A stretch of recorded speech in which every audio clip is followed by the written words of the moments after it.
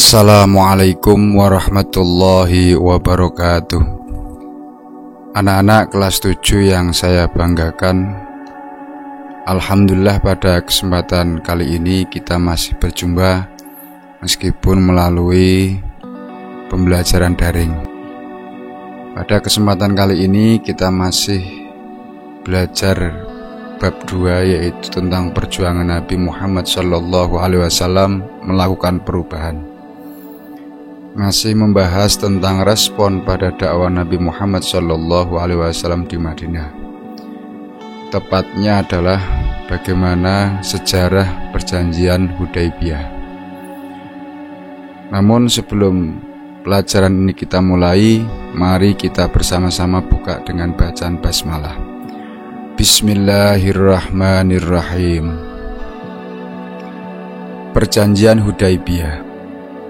Perjanjian Hudaybiyah adalah perjanjian yang terjadi antara pihak Quraisy Mekah dengan pihak Muslim Madinah yang dipimpin oleh Nabi Muhammad SAW secara langsung.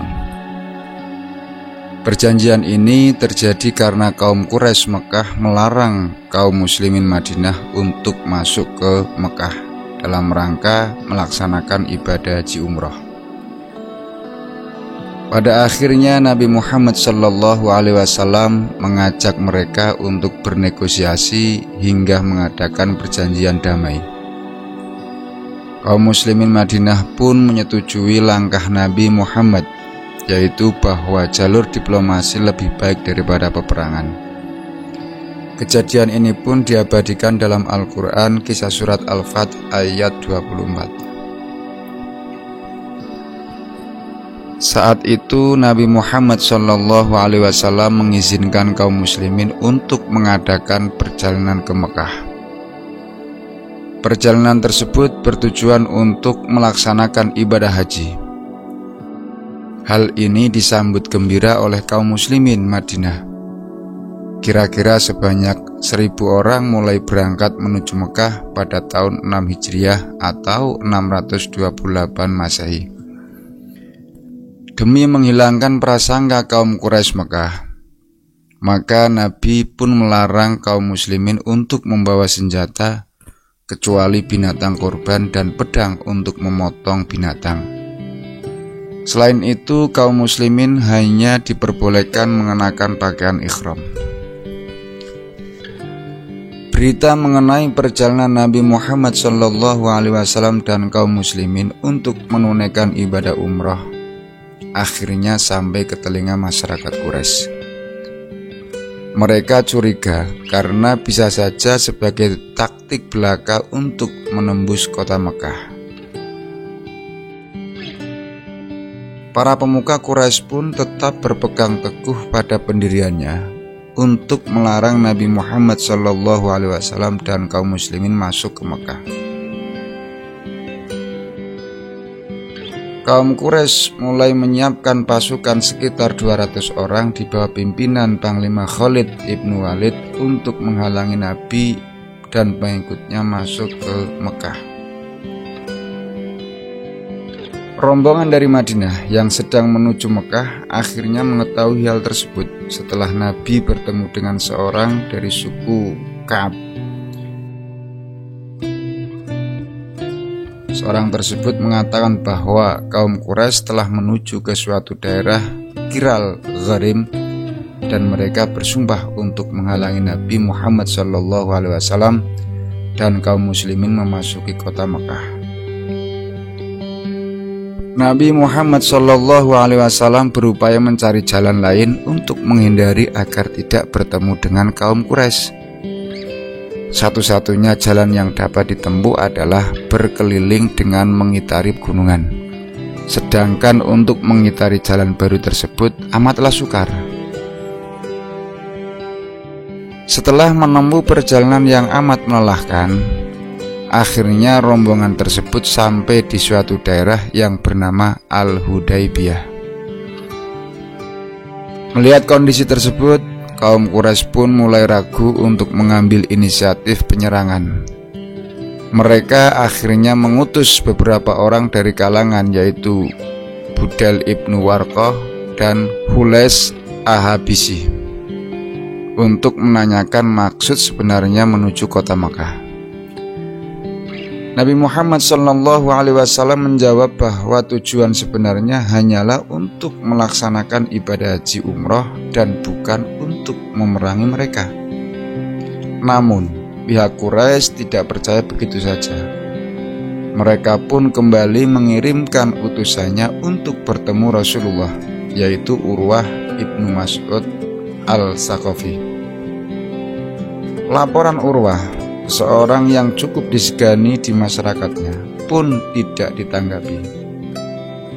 Para pemuka kaum Quraisy menyuruh sekitar 40 warganya keluar pada malam hari untuk melempari kemah Rasulullah dan rombongannya.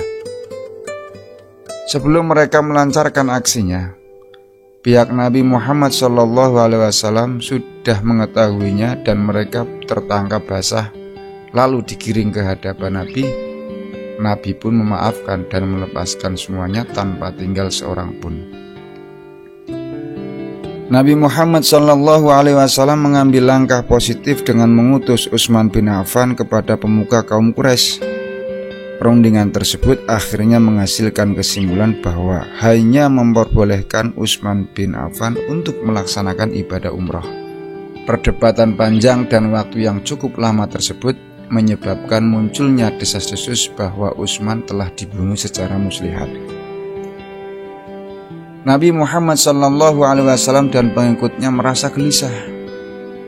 Mereka pun menunjukkan rasa solidaritas yang kuat dengan saling meletakkan tangannya di atas beberapa pedang yang dibawanya untuk keperluan pemotongan binatang kurban. Sumpah setia ini dalam sejarah Islam dikenal dengan nama Bai'atur Ridwan. Sumpah setia ini pun sampai ke pihak Quraisy dan menggetarkan hati mereka. Mereka segera mengadakan sidang darurat untuk mencari cara menghadapi ancaman kaum muslimin. Kaum Quraisy sejatinya mengalami kejatuhan mental karena mereka masih trauma dengan kekalahan mereka pada Perang Badar.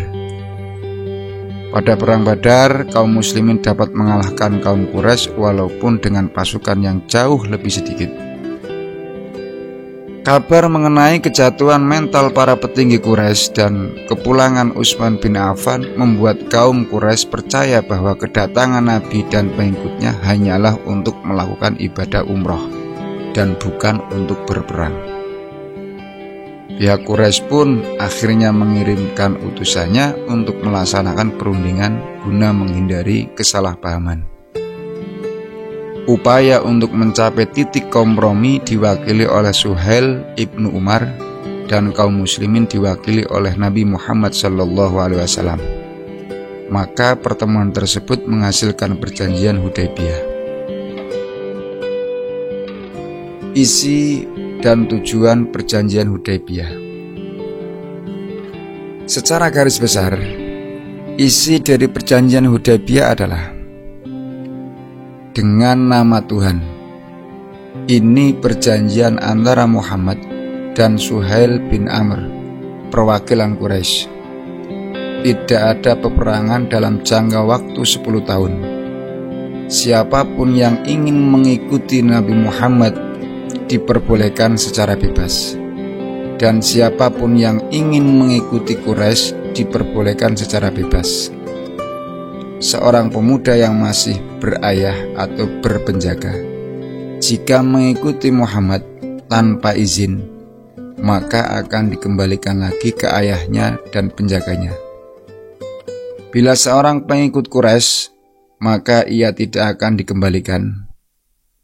Tahun ini Muhammad akan kembali ke Madinah, tapi tahun depan mereka dapat masuk ke Mekah untuk melakukan tawaf di sana selama 3 hari.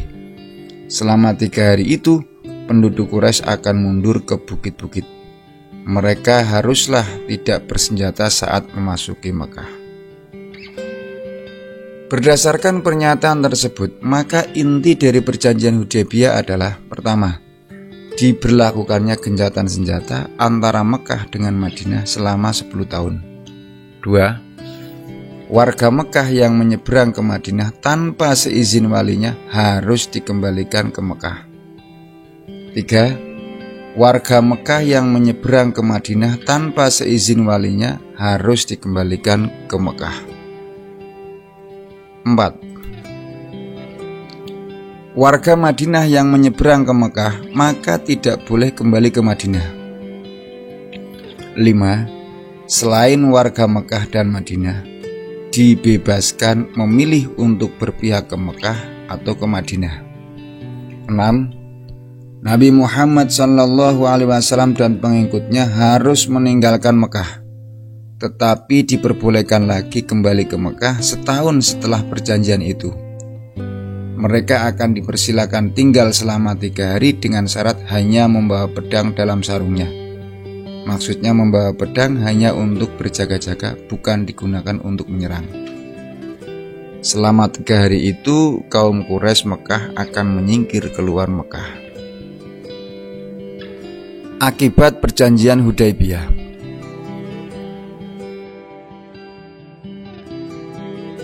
Sebagian kaum muslimin merasa kecewa atas hasil perjanjian Hudaybiyah.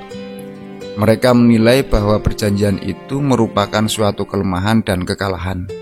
Bahkan ketika Nabi Muhammad memberikan perintah untuk menyembelih hewan kurban, mereka tidak segera mematuhi perintahnya. Umar bin Khattab meronta tidak rela atas kesepakatan yang telah dicapai antara kedua belah pihak. Perjanjian tersebut seperti sebuah sikap perendahan dan penghinaan terhadap Islam, Nabi dan para pengikutnya. Seiring perjalanan waktu, hasil dari perjanjian ini pun mulai terlihat. Sejarah perjanjian Hudaybiyah ibarat suatu kemenangan nyata bagi kaum muslimin dan perjuangan Islam. Terdapat beberapa hal yang sangat penting dari hasil perjanjian Hudaybiyah, yakni sebagai berikut. Pertama, perjanjian Hudaybiyah ditandatangani oleh Suhail bin Amr sebagai wakil kaum Quraisy Mekah. Suku Quraisy adalah suku yang sangat dihormati di Arab, sehingga Madinah diakui mempunyai otoritas sendiri. 2. Perjanjian Hudaybiyah ini menyebabkan kaum Quraisy Mekah memberi kekuasaan kepada pihak Madinah untuk menghukum pihak Quraisy yang menyalahi isi perjanjian tersebut. 3. Perjanjian Hudaybiyah memperlihatkan keseimbangan karena adanya kebebasan masing-masing suku yang ingin menggabungkan diri atau bersekutu kepada salah satu pihak tanpa adanya tekanan dan paksaan. Nabi Muhammad SAW sudah memahami betul karakter orang-orang Mekah, sehingga beliau memastikan bahwa kaum Quraisy Mekah akan melanggar perjanjian tersebut sebelum selesai 10 tahun. Perjanjian Hudaybiyah pun dilanggar oleh kaum Quraisy, sehingga perjanjian ini menjadi landasan untuk menaklukkan kota Mekah. Pelanggaran perjanjian Hudaybiyah mampu diatasi oleh kaum muslimin. Kaum muslimin bisa membalasnya dengan penaklukan Mekah atau Fathul Mekah pada tahun 630 Masehi. Kaum muslimin berpasukan sekitar 10.000 tentara. Mereka hanya menemui sedikit rintangan di Mekah. Akhirnya kaum muslimin pun mampu menaklukkan Mekah. Mereka meruntuhkan segala simbol keberhalaan di hadapan Ka'bah. Hal ini berarti perjanjian Hudaybiyah juga terkait dengan sejarah Ka'bah. Demikian secara singkat tentang peristiwa perjanjian Hudaybiyah. Bapak berharap kalian bisa memahami dan mengambil sebuah pelajaran.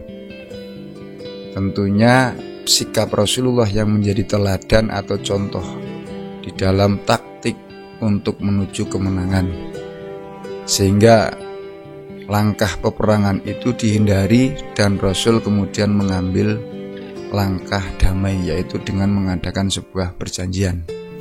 Jadi dengan kata lain kesimpulannya bahwa perang itu hanyalah sebagai alternatif terakhir. Jika memang masih bisa dikompromikan, jika memang masih bisa rundingkan, maka perundingan itu lebih baik daripada peperangan. Demikian yang dapat Bapak sampaikan. Mari kita tutup pelajaran pada kesempatan kali ini dengan bacaan hamdalah. Alhamdulillahirabbil alamin. Demikian yang dapat Bapak sampaikan, kurang lebihnya mohon maaf. Akhirul kalam. Assalamualaikum warahmatullahi wabarakatuh.